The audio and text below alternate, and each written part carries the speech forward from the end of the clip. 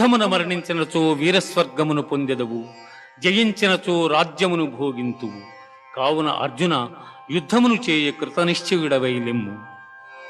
కర్మణ్యేవాధికారస్తే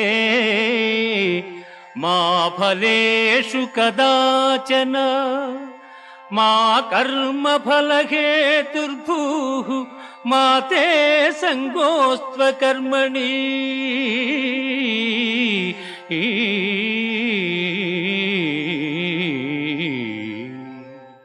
కర్మలను ఆచరించుటేందే నీకు అధికారము కలదు, కాని వాని ఫలితము పైన లేదు.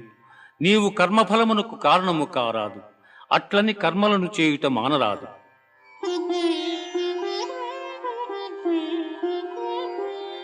దుఃఖేష్వనుద్విగ్నమనా సుఖేషు విగత స్పృహః